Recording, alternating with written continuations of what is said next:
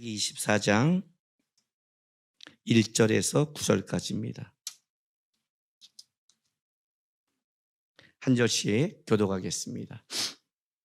아브라함이 나이가 많아 늙었고 여호와께서 그에게 범사의 복을 주셨더라.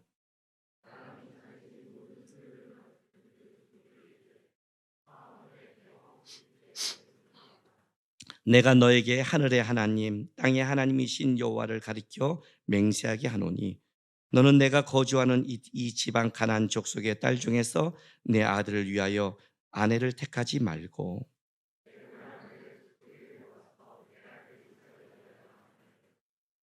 종이 이르되 여자가 나를 따라 이 땅을 오려고 하지 아니하거든 내가 주인의 아들을 주인이 나오신 땅으로 인도하여 돌아가리까.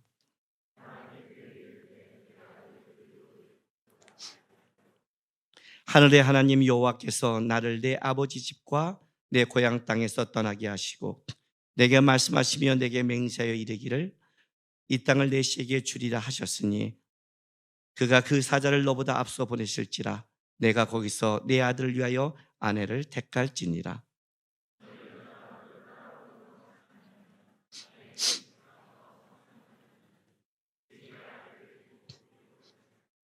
같이 있습니다.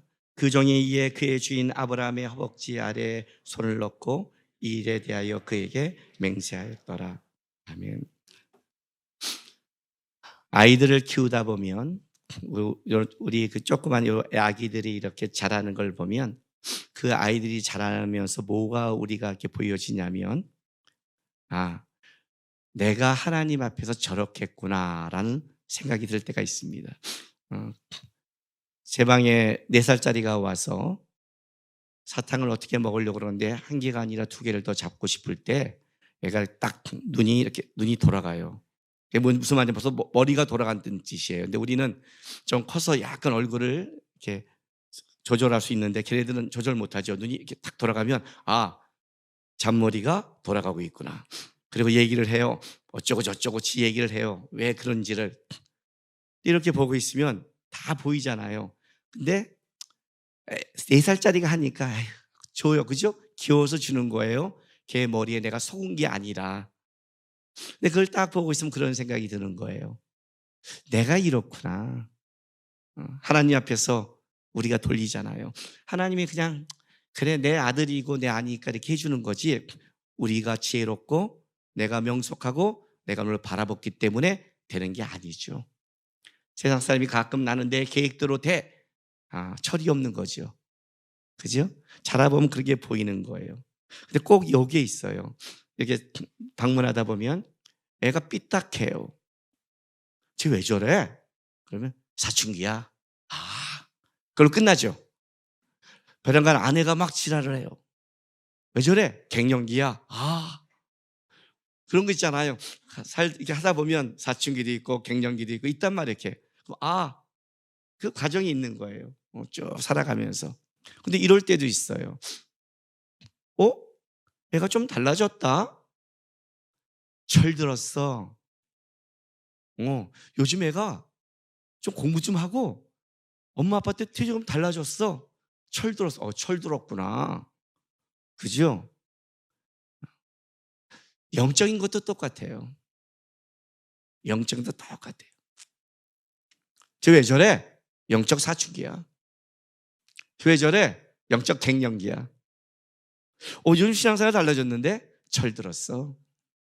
언제 철이 들까요? 철이 든 사람의 하나의 특징이 있어요. 철든 아이한테 가서 너 공부한다 왜 그러냐? 그러면 애가 뭐가 바뀐 줄 알아요? 시야가 바뀌어요. 시야가 바뀌니까 생각이 바뀌는 거예요. 이렇게 살면 안 되겠더라고요. 이렇게 살다가는 가치 없을 것 같아요. 뭔가는 해야 될 것 같아요. 이런 생각을 해요. 바뀌는 거예요. 영적인 것도 똑같아요. 영적으로 철이 들 때가 언제인 줄 아세요? 시야가 바뀌는 거예요. 세상 사람과 예수 믿는 사람의 결정적인 차이가 뭔지 아세요? 답답한 현실은 똑같아요. 우리 찬양 은혜 받잖아요. 그렇죠? 지금 여러분 좀 이렇게 찬양에 센스 있는 사람은 느끼겠지만 우리가 이 마지막 곡을 벌써 3주째 불렀어요. 아세요? 아, 훌륭하고 착한 사람이에요. 지금 깨닫는 사람은. 그죠? 1월 달 내내 이거 부르기로 했어요. 마지막에. 응. 내 안의 모든 염려는 절실한 기도되리라. 답답한 전시 속에 주만 온전히 바라봅니다를 강조하기 위해서가 아니라 이건 우리가 살아가는데 뭐가 달라요? 예수로 사는 인생이 다르죠. 그게 차이죠. 답답한 현실 속에 주를 바라보고 내 안의 염려가 기도가 되는 것은 예수로 사는 인생이기 때문에 그러잖아요. 그게 달라요. 세상 사람은 뭐가 우리와 차이가 있냐면 보는 시야가 세상에 있어요. 근시안적이라는 거죠. 근데 우리는 예수를 딱 만난 순간에 뭘 발견하게 되냐면 시야가 넓어져요. 현실을 넘어서서 주님 앞에 서는 게 보여요. 커졌죠? 좀 더 잘하면 뭐가 보여요? 영혼이 보여요. 영혼이 보이는 거예요. 우리 고등학교 열심히 고3짜리 공부하는 아이한테 부모가 이렇게 말해요. 1년만 참아. 1년만 하고 싶은 거 하지 마. 1년만 땀을 흘려봐. 네가 1년 동안 따는 흘린 이 땀이 너 평생에 바뀔 거야. 이렇게 말하죠. 고3은 중요한 시기야. 왜? 왜? 너가 1년만 사는 게 아니니까. 적어도 80년, 100년을 생각하니까 거기에 1년은 작잖아요. 부모가 이 땅에 있어도 그걸 보는데 예수를 믿으면 뭐가 달라져요? 이 땅이 넘어서는구나. 넘었을 뿐만 아니라 영원한 게 있구나 하는 시야가 바뀌는 거예요. 제가 고등학교 2학년 때 주님을 영접했잖아요. 중3 때 교회를 다니고 꿈이 없었단 말이에요. 요즘 청년들도 꿈이 없잖아요. 무한히 청년들 꿈이 없대요. 이런 얘기도 들어요. 그냥 아르바이트해도 먹고 살아요. 저는 아르바이트해서 먹고 살래요. 열심히 하면 150, 200 벌어요. 결혼 안 해요. 왜 결혼해요? 보니까 결혼해도 좋은 것 같지도 않고 지가 자기 보니까 나 같은 자식 나도 끔찍한 것 같고 지도 끔찍한 것 같고 뭐 그냥 이렇게 살다가 요즘 좀 우리 때와 다르잖아. 부모님들이 좀 물려지면 그걸로 그냥 요양원 들어가서 마지막에 인생 끝내죠. 아니 이렇게 말하는 거 내가 꽤 많이 들어요. 꿈이 없죠. 왜 없을까요? 땅만 보니까. 기독교인의 꿈이 땅인가요? 기독교인의 꿈이 세상에 있나요? 기독교인의 꿈은 하나님 앞에 서는 건데요. 영원한 날을 바라보는데요. 예수를 믿는 청년들이 꿈이 없다는 말은 이런 뜻이에요. 너는 세상만 바라보고 있다는 뜻이에요. 세상만 바라보니까 두 가지가 나오죠. 열심히 하면 뭐해? 금수저가 있는데 내가 애쓰면 뭐해? 집 사지도 못하는데 에이 먹고 살자. 그거 하나 나와요. 두 번째는 뭐예요? 좀 돈 벌었어요. 가졌어요. 순간 꿈을 이뤘다 가고 순간 대단해 보이겠죠. 그죠? 예. 그런데 왜 재벌 3세들은 타락할까요? 왜 그렇게 돈 많이 번 자녀들은 그 꿈을 이룰 수 있는 걸 모든 걸 줬는데 왜 술 처먹고 마약하고 지랄을 할까요? 허무해요. 그게 꿈이 아니니까. 없을 때는 그게 있는 것 꿈 같지만 그게 꿈의 본질이 아니거든요. 가지면 허무하고 없으면 간절한 게 세상이에요. 그러니까 두 가지로 나오잖아요. 꿈이 없으니 갑질이라도 해야죠. 있는 지랄이로 해야 될 거 아니에요. 내가 차이는 그거밖에 없으니까. 기독교인의 꿈은 세상에 있지 않아요. 그게 문제예요. 그래서 꿈이 없다는 건 세상 사람에게는 많지만 예수 믿는 사람에게도 꿈이 없다는 것은 그는 땅을 보고 있다는 뜻이에요. 내가 고2 때 예수를 만나자마자 처음 바뀐 게 뭔지 아세요? 있던 시야가 넓어졌어요. 어떤 시야? 창조주요. 실수가 없는 하나님이요. 신실하신 하나님이 나를 선택했다면 내 삶에 가치가 있을 것이다. 살아보자. 그때 내 본 시야는 일단 내가 살아간 인생으로 시야가 넓어졌어요. 그전까지는 꿈이 없었어요. 꿈이 없으니까 공부를 안 하죠. 제가 우리의 아이들을 위해 뭘 기도한 줄 아세요? 제가 간절히 기도한 게 뭔지 아세요? 제가 우리 하람이 아준이 키우면서 간절히 기도한 게 이거, 지금도 그 기도예요. 하나님, 저를 만난 것처럼 만나 주세요. 하나님이 제 인생에 하나님 되심으로 왔잖아요. 내가 하나님을 고백했잖아요. 내가 하나님을 봤잖아요. 그 하나님 만나게 해주세요. 그 하나님 만나면 시야가 바뀔 테니까. 모태신앙이라고 신앙이 있는 게 아니잖아요. 왜냐하면 내가 그 하나님 만나서 시야가 바뀌었으니까. 살아보자. 의미가 있을 것이다. 그리고 신앙이 깊어지니까 예수를 처음 만날 때 내 시야가 살아보자, 내 인생이 가치가 있을 것이라고 봤는데 예수를 믿으니까 내 인생을 넘어서기 시작하는 거예요. 천국이 보이기 시작하고 하나님 앞에 서는 게 보이시고 영원한 게 보이시고 명예와 가치가 보이기 시작하는 거예요. 이 땅에 조금 가졌냐 안 가졌냐 있냐 없냐 이거 갖고 싸우는 게 아니라 더 큰 가치가 보이기 시작하는 거예요. 시야가 바뀌어야 돼요. 그게 철든 거예요. 제가 이제 성도들 만나서 이렇게 분별하면 깜짝 놀래요. 어떤 때는 목사님 계시 받아야 하는데 계시 받는 거 없어요. 95%에서 7%가 다 보여요. 여러분 집에 가면 다 보여요. 세팅된 게 보여요. 관심이 다 있는 거거든요. 여러분의 단어를 보면 다 보여요. 여러분의 태도를 보면 다 보여요. 다 보이게 돼 있어요. 그죠? 제가 소명이라는 책을 썼잖아요. 그걸 왜 쓴 줄 알아요? 이유가 딱 한 가지예요. 소명을 어떤 일과 업적과 어떤 행하는 걸로 생각을 해요. 그게 소명이면 세상 사람의 어떤 업적과 그것이 더 멋있어 보이잖아요. 소명은 그게 아니에요. 제가 하나님의 시간을 잇는 자 되기라고 쓰잖아요. 사인할 때. 어느 날 나는 내 삶을 살아가요. 점이죠. 영원한 시대 속에 나는 한 점을 살아가는 거예요. 그렇죠? 하나님의 보면 점, 아직 보이지 않는 점이죠. 나는 그거밖에 모르는 거예요. 여기서 뭘 먹을까 마실까 입을까를 고민하고 살아가요. 그런데 하나님을 만났어요. 하나님을 만나고 하나님의 초대를 받았더니 내 시간이 아니라 하나님의 영원한 시간이 초대를 받은 거예요. 하나님의 시간이 보이기 시작해요. 나는 잠깐 여기 살다가 사라진 자가 아니구나. 하나님의 알파와 오메가 되신 하나님의 이 세상 속에 내가 그 가운데 부르심을 입었구나. 초대받았구나. 이 사이에 올라간 순간 태초로부터 영원히 보이기 시작하는 거예요. 시야가 바뀌었어요. 마태복음 6장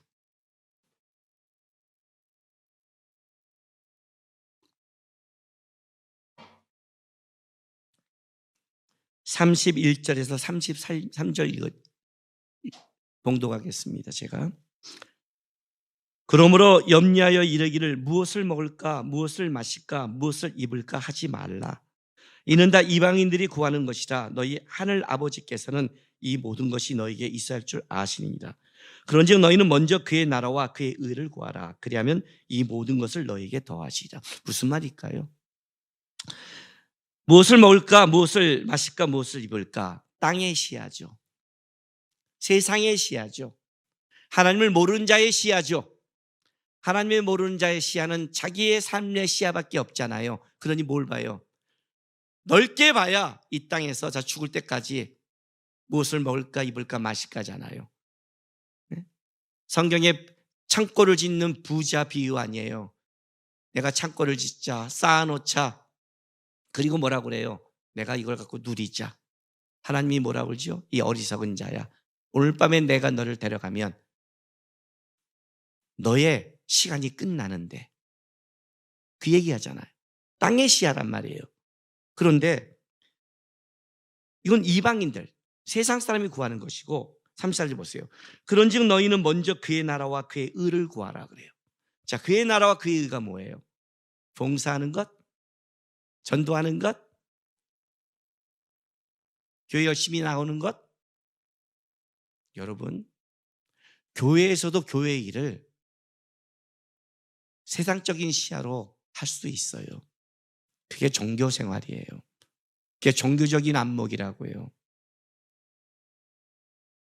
이 종교적인 안목에 빠지면 우리는 어떤 일이 벌어지냐면 교회 무엇을 먹을까 마실까 입을까 여기에 직분하는 거예요. 인정받나, 직분이 있나, 내가 봉사하는데 내 자리가 있나, 다 거기에 똑같은 것이 접목이 되는 거예요. 세상 거란 이름만 빠졌지 실제는 똑같이 들어가요. 거기에 직분을 왜 받을까요? 왜 여기다 봉사를 세울까요? 앞에 세울까요? 특히 앞에 쓰는 사람들은 예민하죠. 그죠? 예배팀 예민하죠. 싱어와 자막은 좀 천민 같고, 싱어는 좀 중간 평민 같고, 그죠? 예배 인도자는 진골 같고, 목사님은 성골이고, 계급제가 나눠지잖아요. 그래서 여기서 내려가면 내가 천민이 됐다고 생각하잖아요. 그렇죠? 앞에 들어가는 게 중요하세요? 왜 직분을 맡았는데? 일하라고. 하나님 일하라고. 그러면 일하면 되잖아요. 내 목적이 일하는 거면 일하면 되잖아요. 일하다 보면 세울 수도 있고 아니할 수도 있잖아요. 내가 하나님 일하는 게 뭐가 있어야 되고 없으면 못하는 거예요? 그러면 땅에 쉬어야죠. 내가 일을 맡길 때 제일 두려운 사람이 이 사람이에요. 땅의 시야를 갖고 맡아야 되고 욕심을 부리는 사람. 무서운 사람이에요. 그게 그 하나님 나라 의예요? 그게 하나님 나라 영광이에요? 아니죠, 여러분. 하나님이 보시잖아요. 하나님이 아시잖아요. 하나님이 세울 수 있잖아요. 하나님이 세울 수 있어요. 제가 청년 때 묵묵히 봉사할 수 있는 게 그거였어요. 하나님은 아신다.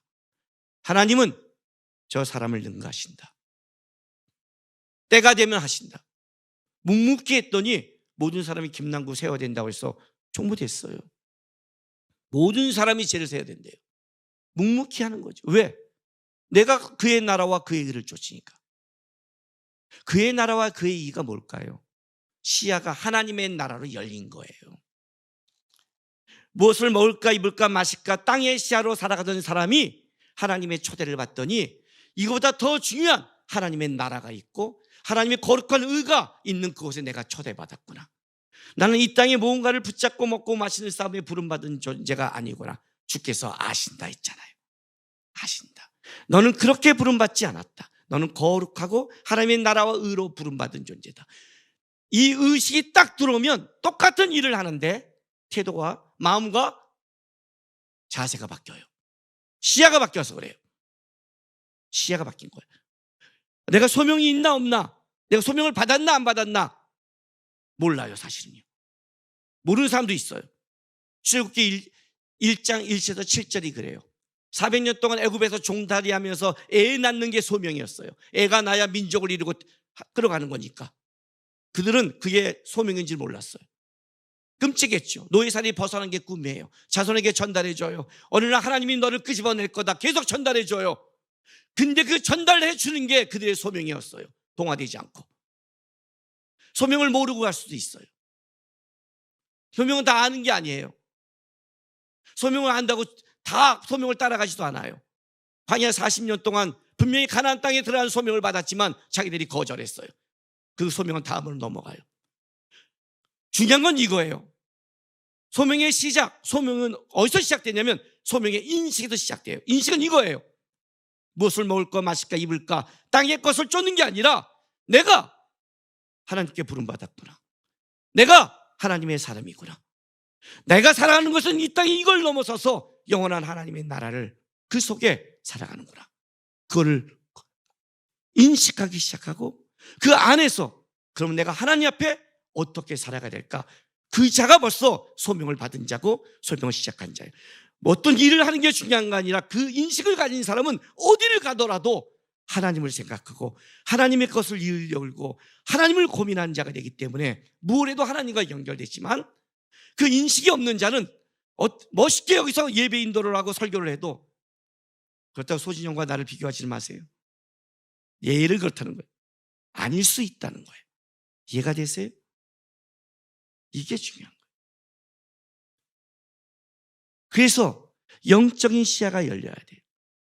내 세상, 내 시야에서 하나님의 세상, 하나님의 시야가 열려야 돼요. 그 시야가 열린 사람은 어떤 삶을 사느냐? 그게 오늘 내가 여러분에게 나누고 싶은 창세기 24장의 아브라함의 삶이에요. 아브라함의 삶. 보세요. 24장 보세요. 1절. 아브라함이 나이 많아 늙었고 여호와께서 그에게 범사의 복을 주셨더라. 야, 끝났지 않아요? 나이 많아 늙었어요. 100세가 훨씬 넘었죠. 장수했고 범사의 복을 주신대요. 뭐 우리가 추구하는 것. 올해 말씀 카드 딱 뽑았는데 우리 하람이 말씀 카드가 딱 처음에 사자의 입에서 너를 건져내며 그럼 그렇죠. 건져낸다는 말은 안 봐요. 일단 사자가 앞에 왔다는 게 문제예요. 그죠? 이런 걸 봐야 되는데 범사의 복을 주셨느니라. 이런 그냥 막 로또 하나 뽑았는데 그죠? 이게 그러면 끝났잖아요. 노년에 범사의 복을 받고 다 받았잖아요. 그럼 아브라함은 복된 인생이잖아요. 그런데 여러분 창세기 24장이 몇 절까지 있는 줄 아세요? 무지하게 길어요. 알죠? 67절까지 있어요. 67절까지. 아브라함 그러면 창세기 22장이죠. 이삭 바치는 거죠. 24절까지 있어요. 거의 3배예요. 거의 3배의 길을 써요. 자, 누가 써요? 하나님이 쓰신 거예요. 하나님이 이 긴 거를 썼다는 건 하나님이 여기를 더 강조하고 싶은 거죠. 그죠? 아브라함의 아브라함됨, 아브라함의 증명은 창세기 22장이에요. 이삭마저 바치는 믿음의 증명. 그게 아브라함이었어요. 믿음이란 이런 거야. 증명해 줬죠. 그런데 놀라운 거는 24장에 가서는 무지하게 길겠어요. 이 긴 게 다 내용이 뭐냐면 이삭의 아내를 구하는 장면이에요. 뭘 이걸 이렇게 길게 써요? 다른 말로 할게요. 성경이 길게 썼다는 것은 성경이 이 부분을 우리에게 알려주고 싶은 거죠. 그렇죠. 자, 2절부터 보세요. 아브라함이 자기 집 모든 소유를 맡은 늙은 종에게 이르되 청하건대 내 허벅지 밑에 내 손을 넣어라. 엘리에셀인데 이 늙은 종이 실제 창세기 15장에 후손이 없을 때 하나님 내 기업을 이을 자는 이 사람이 할 정도로 아브라함이 인정한 믿음의 사람이었어요. 그죠? 그 사람을 부른 거예요. 믿음의 사람을 불러서 허벅지 밑에 손을 넣으래요. 허벅지 밑에 손을 넣고 맹세하는 것은 고대 군동의 가장 강력한 맹세예요. 가장 강력한 맹세. 대를 이어서 충성해야 될 맹세이자 절대 거기서 안 되는 맹세를 할 때 허벅지 밑에 손을 넣어요. 그러니까 강력한 맹세를 시키는 거예요. 이삭의 부인을 구하러 가는데 조건이 딱 하나예요. 조건이 4절 보세요. 내 고향 내 족속에 가서 내 아들 이삭을 위하여 아내를 택하라. 종이 이르되 여자가 나를 따라 이 땅으로 오려고 하지 아니하거든 내가 주인의 아들 주인이 나온 땅으로 인도하여 들어가리까. 그죠? 그랬더니 6절부터 8절 보세요. 아브라함이 그에게 이르되 내 아들을 그리로 데려가고 돌아가지 아니하도록 하라. 하늘의 하나님 여호와께서 나를 내 아버지 집과 내 고향 땅에서 떠나게 하시고 내게 말씀하시며 내게 맹세하여 이르시기를 이 땅을 내 씨에게 주리라 하셨으니 그가 그 사절을 너보다 앞서 보내실지라. 내가 거기서 내 아들을 위하여 아내를 택할지라. 만일 여자가 너를 따라오려고 하지 아니하면 나의 이 맹세가 너와 상관이 없나니 오직 내 아들을 데리고 그리로 가지 말지니라. 이 내가 너가 나에게 하는 이 맹세의 상관이 불가능한 상황이 온다면 상관없다. 중요한 건 이거다. 걔가 와야 된다. 걔가 와야 된다. 이거 하나를 강조하는 거예요. 왜요? 그냥 하는 거 아니에요? 강력한 맹세를 하면서 그냥 하지 않아요. 하늘의 하나님을 얘기하면서 해요. 아브라함이 의도가 있었잖아요. 그런데 이 맹세를 딱 갖고 찾아가요. 엘리에셀 진짜 기도하면서 찾아가서 리브가를 만나요. 만나서 리브가가 가서 이제 리브가를 통해 윤곽이 딱 나오자마자 엘리에셀이 뭐라고 하는 줄 아세요? 자, 24장 54절 보세요. 리브가가 그걸 허락하고 응급회물을 다 주고 나서 이제 이런 말을 해요.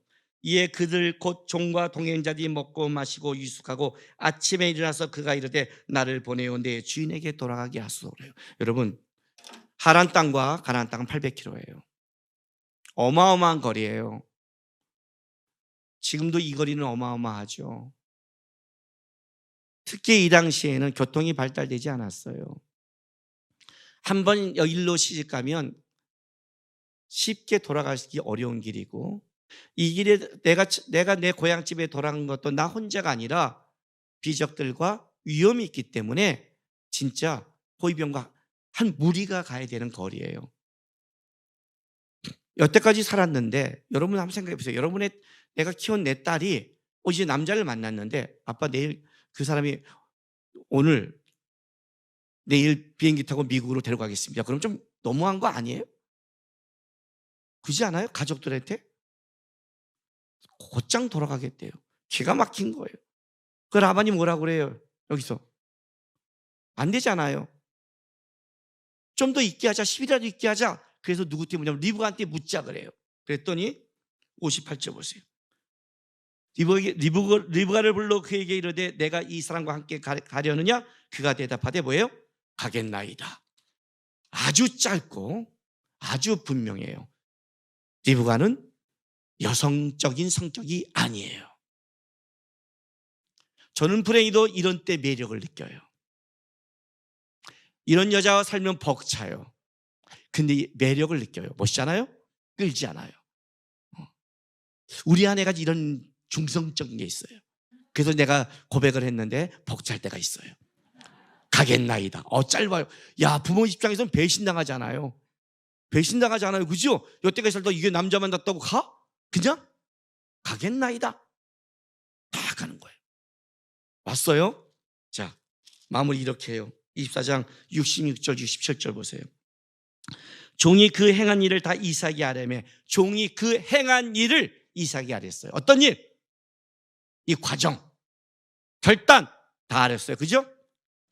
67절 이삭이 리브가를 인도하여 그의 어머니 사라의 장막에 들어갔고 그를 맞이하여 아내를 삼고 사랑하였으니 이삭이 그의 어머니를 장례한 후 위로를 얻었더라. 마마보이인가요?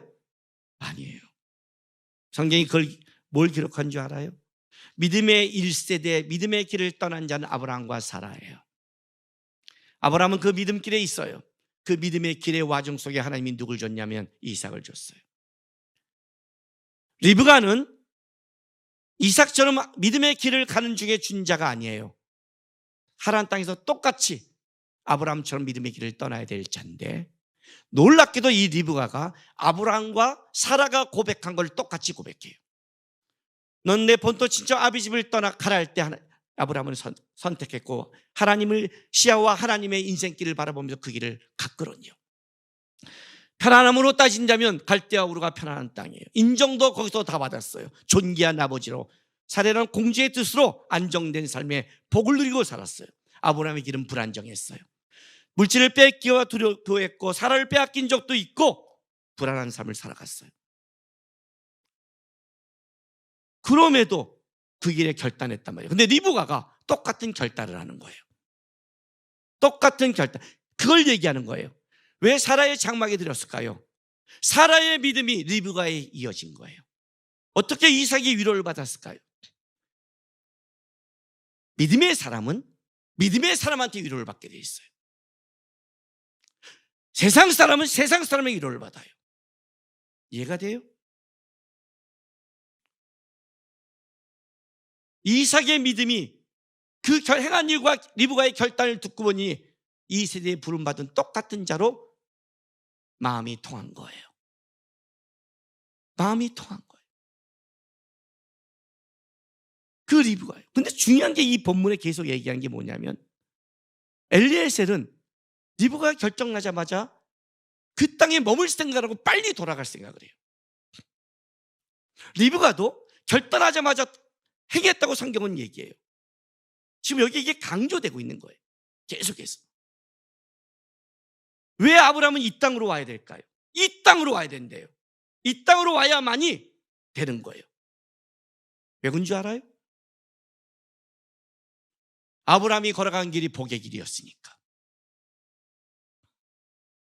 이 땅이냐 저 땅이냐 결혼과 시댁에 빨리 와라 그런 논리 아니에요. 이 땅이 하늘의 하나님이 준 땅이니까. 창세기 24장 2절 보세요. 3절. 강력한 맹세하면서 아브라함이 이렇게 말을 해요. 내가 너에게 하늘의 하나님 땅의 하나님이신 여호와를 가리켜 맹세하노니. 들어보지 않았어요? 라합도 이렇게 고백했어요. 라합도. 그죠? 라합도 똑같은 고백을 해요. 시야가 넓어진 거예요. 하늘의 하나님 땅에 하는 천지를 지으신 하나님, 시야가 넓어졌어요. 너는 내가 거주하는 이 지방 가나안 족속의 딸 중에서 내 아들을 위하여 아내를 택하지 말고 내 고향 내 족속에 가서 내 아들 이삭을 위하여 아내를 택하라. 그리고 이 땅으로 돌아오라. 왜? 그 땅이 세상으로 보기에는 비옥한 옥토요, 초생딸 지역이요, 안정된 땅같이 보이지만 이 땅은 광야요, 이 땅은 아직 거주할 땅도 없이 보이지만 하늘의 하나님 땅의 하나님 우리 하나님이 말씀하시기를 여기가 복된 곳이라고 얘기했다. 나한테 롯과 헤어졌을 때, 요단원들의 그 물을 보고 세상을 보고 갔던 롯과 헤어졌을 때 이렇게 말했다. 동서남북 사방을 봐라. 이 땅을 너에게 주리라. 땅을 갖는 게 아니에요. 하나님이 복되게 하겠다는 거예요. 창세기 12장 들었죠? 너는 복이 될지라. 아브라함이 가는 길은 복의 길이었어요.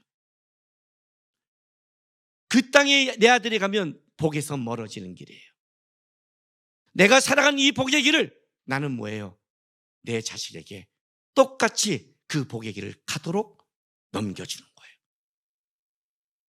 내 믿음만 증명하면 어떡하려고요? 내 복됨만 증명하면 어떡하냐고요? 나만 잘 살면 어떡하냐고요? 한국 교회가 다 지금 끊어져 간대요. 다 어른들밖에 없어요. 집회 가면 많이. 진짜 우리 교회는 은혜를 입었어요. 작년에 유아세가 40명이 넘었잖아요. 은혜를 입었어요. 신앙은요, 내 복을 넘어서야 돼요. 아브라함 같은 신앙을 가져야 돼요. 내가 받은 하나님의 복이 나로 끝나는 게 아니라 내 다음으로 그 복의 길이 이어지는 것. 나는 한 점의 초청을 받았지만 그 점이 영혼에 이어져 가는 것. 릴레이라고 그랬잖아요. 바톤을 받아서 뛰어가는 거란 말이에요. 아브라함으로부터 시작된 믿음의 바톤을 내가 받았단 말이에요. 아무리 열심히 잘 뛰면 뭐예요? 최고로 뛰면 뭐예요? 가다가 다음 사람에게 넘겨주지 않으면 내 대회 끝나는 건데, 복의 길이 끝난단 말이에요. 기독교인은요, 여러분, 복받기 위해 신앙생활하는 거 아니에요. 그건 샤머니즘이에요. 알았어요? 복받기 위해 기도하지 마세요. 그건 무엇을 먹을까 마실까 입을까예요. 우리는 복받기 위해 섬기고 복받기 위해 예배 생활하고 복받기 위해 열심히 하는 게 아니라 복을 받았기 때문에 하는 거예요. 우리는 벌써 복된 예수와 함께 예수로 사는 인생이기에 우리는 복받은 자예요. 우리를 통해서만 하나님의 복이 이어지고 우리를 통해서만 하나님의 복이 드러나는 거예요.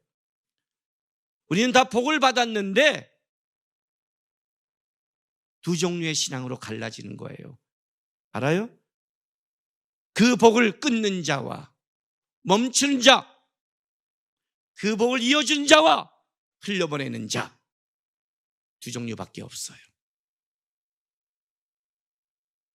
내가 하나님부터 예수의 복을 받았던 걸 알고 내 복이 나로 끊어지지 않고 넘어서서 그 복을 흘려보내는 자, 그 복을 나누는 자, 부를 가게 하는 자가 있고, 그 복을 받았는데 나만 누리고 나만 즐겁고 나만 행복하다가 사라지는 것.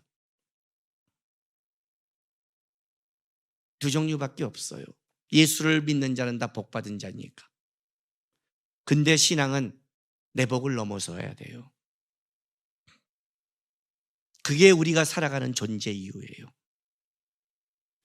하나님이 생명을 주시는 한 그날까지 아브라함처럼 범사의 복을 받았지만 아브라함은 그 복을 어떻게 해야 돼요? 다음 세대에게 그 복의 길을 넘기기 위해 애쓰잖아요. 애쓰잖아요. 성경이 그걸 길게 설명하잖아요. 22장으로 성경이 끝나버리면 천국에는 하나님과 아브라함만 있어요? 사라도 있나? 그게 뭐예요? 아브라함의 이 애씀이 그가 복의 길을 선택해야 된다. 이 복된 길에 안목이 있어야 된다. 세상에 눈을 두고 그 땅에 눈을 든 자는 내 아들과 갈 수 없다. 그는 세상의 길을 가기 때문에. 나중에 야곱을 보세요. 야곱도 똑같아요. 라반에게 피해갈 때 라헬과 레아를 불러 얘기해요. 자기 아버지와 이렇게 내가 장인어른과 싸우다 이렇게 하는데 나 갈 거다. 그때 라헬과 레아가 뭐라는 줄 알아요? 물론 리브가처럼 멋있지는 않아요. 하겠나이다 멋있잖아요. 내가 보니까 우리 아버지가 치사하게 말도 많고 다 하지만 똑같은 하나의 고백을 해요. 나도 너를 따라간다예요. 나도 그 길을 간다는 거예요. 그래서 그의 자녀들이 하나님의 복된 길에 포함되는 거예요. 수준이 높냐 멋있냐 안 멋있냐 그게 중요하지 않아요. 자기를 넘어서서 하나님이 나에게 준 그 복의 길을 보고 걸어가는 것인가. 이게 신앙생활의 가장 중요한 거예요. 자녀들에게 예배 드려야 된다. 성경 읽어야 된다. 신앙생활 해야 된다. 수련회 가야 된다. 하나님 앞에 살아가야 된다. 물론 가르칠 필요가 있어요. 근데 여러분 착각하지 마세요. 어디서 들은 걸로 그렇게 말한다고 해서 그들이 복된 자녀가 되지 않아요. 여러분이 가야죠. 여러분이 걸어서 증명해야죠. 내 염려가 기도가 됐고 답답한 현실 속에 주를 바라보고 살아갔던 예수로 사는 인생 속에서 세상과 똑같이 뭘 먹을까 마실까 입을까 고민도 하고 싸움도 했지만 거기에 눌리지 않았고 끌려가지 않았고 묶이지 않았고 자신이 커서 바라보니 가치가 있었고 저게 믿음의 삶이었구나. 저렇게 사는 게 세상 사람과 비교했더니 마음과 삶이 다른 복된 길이구나. 그 복을 증명하셔야죠. 아브라함처럼 내 복을 넘어서세요. 다시 상기시켜 줄게요. 올해 표가 뭐예요? 나 예수 설명했죠? 예수님이 뭐 시키면 오케이라는 거 아니라고요. 일로 보지 말라. 예수와 함께 한다면 예수라면 기꺼이 오케이 하면서 나에게 묶이지 않고 예수를 묶여서 그 복을 흘려보내는 흘러가게 하는 내가 복의 길을 걷는 자임을 증명하는 복의 통로가 되는 여러분 되시기를 부탁드립니다. 기도합시다.